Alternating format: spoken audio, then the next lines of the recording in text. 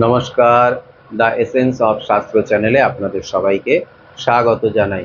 আজকের আমি আপনাদেরকে তেজপাতার এমন কিছু উপায়ের কথাগুলি বলবো, যে উপায়গুলির মাধ্যমে আপনারা আপনাদের দৈনন্দিন জীবনে চলতে থাকা বিশেষ কিছু সমস্যার সমাধান কিন্তু নিজেরাই করে নিতে পারবেন।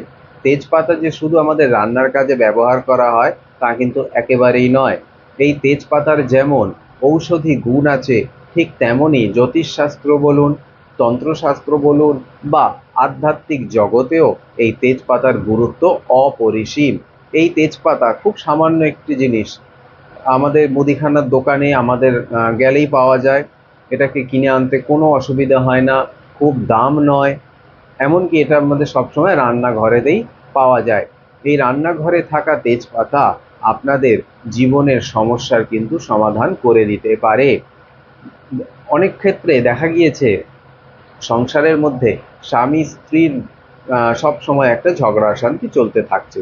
ঝগড়া অশান্তি এটা একটি স্বাভাবিক প্রক্রিয়া, কিন্তু এটি যখন মাত্রা ছাড়িয়ে যায়, অর্থাৎ বাড়িতে হঠাৎ হঠাৎ ঝগড়া অশান্তি শুরু হয়ে যাচ্ছে, কোনো কারণ নেই, অকারণ ঝগড়া অশান্তি চলছে, এক্ষেত্রে কিন্তু আপনারা কি করবেন?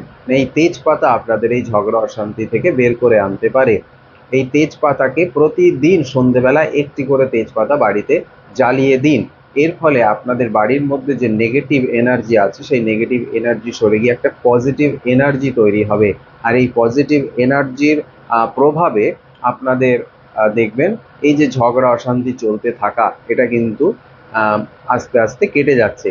এই তেজপাতাকে আপনারা কি করতে পারেন?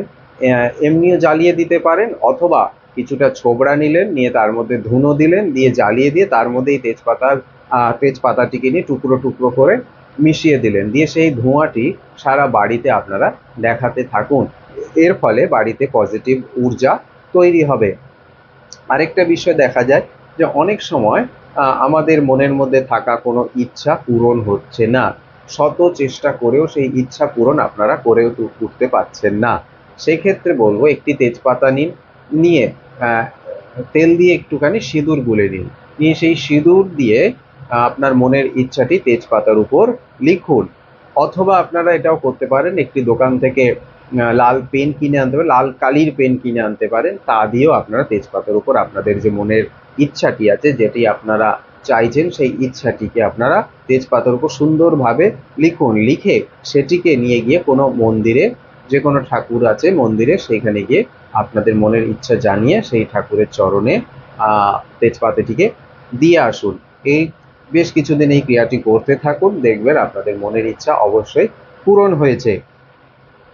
আরেকটি বিষয় খুব গুরুত্বপূর্ণ, যে হঠাৎ করে ঘুমিয়ে থাকতে থাকতে ভয় পেয়ে জেগে যাওয়া, বা চোখ বন্ধ করলেই মনে হচ্ছে কিছু একটা যেন আমার সাথে ঘটতে চলেছে, বা একটা ভয়, বিশেষ করে যেসব ভৌতিক ভয়, এই ভয় থেকে আপনারা বেরোবেন কিভাবে? মানে এই ভয় থেকে বের করার ক্ষেত্রে তেজপাতার জুড়ি মেলা ভার, কিছু পরিমাণ তেজপাতা নিয়ে আপনারা আপনাদের বালিশের তলায় রেখে দিন।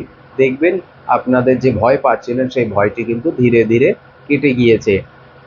এই তেজপাতার আরেকটি উপায় হলো, যে সমস্ত ছাত্রছাত্রীরা পড়াশোনা করছে, তাদের দেখা গিয়েছে যে তাদের হয়তো বুদ্ধিমত্তা ততটা নেই, পড়া করছে কিন্তু মনে রাখতে পারছে না বা মাথায় রাখতে পারছে না, এক্ষেত্রে দোকান থেকে যে তেজপাতা পাওয়া যায় সেই তেজপাতার একটি প্যাকেট কিনে নিয়ে চলে আসুন।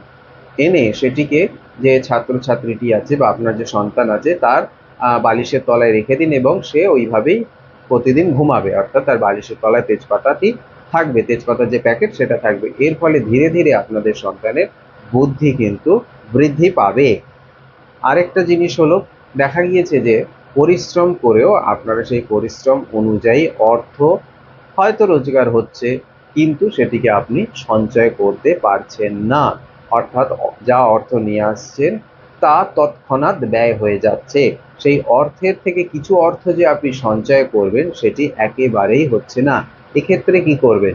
এক্ষেত্রে একটি তেজপাতা নিন, নিয়ে মা লক্ষ্মীর চরণে অর্পণ করুন, এবং আপনার যে সমস্যা আছে সেই সমস্যাটি মা লক্ষ্মীকে জানান, জানিয়ে তেজপাতাটি মায়ের চরণে অর্পণ করুন।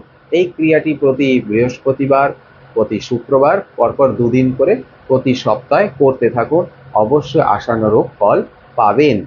আরেকটা হলো যে আমাদের বাড়িতে যে সমস্ত বাচ্চারা আছে বা বড়রাও আছে, দেখা গিয়েছে তাদের ওপর তাদের প্রচণ্ড নজর লেগে যায়, কারোর না কারোর নজর লেগে যাচ্ছে। হয়তো আপনার বাড়িতে কোনো লোক এসেছে, সে এসে বলল আপনার বাচ্চাটি বেশ সুন্দর, হঠাৎ দেখা গেল এর ফলে বাচ্চাটির জ্বর শুরু হয়ে গেল, অথবা পেটের প্রবলেম বা বমি করছে, কিংবা এটা অনেক সময় বড়দের ক্ষেত্রেও দেখা যায় যে নজর লেগে যাওয়া। এখান থেকে বের করে আনতে পারে কিন্তু আপনাদেরকে তেজপাতা। যখনই দেখবেন যে কারোর নজর আপনার শিশুর ওপর লেগেছে বা আপনার ওপর কারোর নজর লেগেছে, তৎক্ষণাৎ কি করবেন, তেজপাতা নেবেন, তার মধ্যে কিছুটা নুন দেবেন, দিয়ে সেই তেজপাতাটিকে জ্বালিয়ে দেবেন, দেওয়ার পর যে ধোঁয়াটা তৈরি হবে সেই ধোঁয়াটা আপনারা সেবন করুন। এর প্রভাবে কিন্তু যে নজর দোষ সেটা কিন্তু চলে যায়। তেজপাতার এই বিশেষ কয়েকটি উপায়ের কথা আমি আপনাদেরকে বললাম। আপনারা আপনাদের প্রয়োজন মতন এই উপায়গুলি করতে থাকুন, দেখবেন অবশ্যই ধীরে ধীরে আপনারা যে সমস্ত সমস্যার মধ্যে আছেন সেই সমস্যার থেকে আপনারা বেরিয়ে আসছেন। এর পাশাপাশি বলবো, সমস্যা যখন অত্যাধিক হয়ে দাঁড়ায় তখন কিন্তু কোনো না কোনো জ্যোতিষী বা যারা আধ্যাত্মিক চর্চা করেন, যদি মনে হয় যে এটি অস্বাভাবিক হচ্ছে, আপনার যে সমস্যাগুলি সেটি অস্বাভাবিক, স্বাভাবিক নয়, তখন অবশ্যই কোনো জ্যোতিষ পরামর্শ নেওয়া প্রয়োজন। বিশেষ করে আপনাদের যে জন্ম ছক আছে সেইখানে গ্রহগত কি সমস্যা আছে, দশা অন্তর্দশা কি আছে, গোচর কি চলছে, এই সমস্ত কিছু দেখতে হয়। এছাড়াও কেউ কিছু করে দিল কিনা এগুলোও কিন্তু দেখা প্রয়োজন। আজকের এই পর্যন্তই। ভিডিওটি ভালো লাগলে চ্যানেলটিকে সাবস্ক্রাইব করুন এবং ভিডিওগুলিকে শেয়ার করবেন। নমস্কার।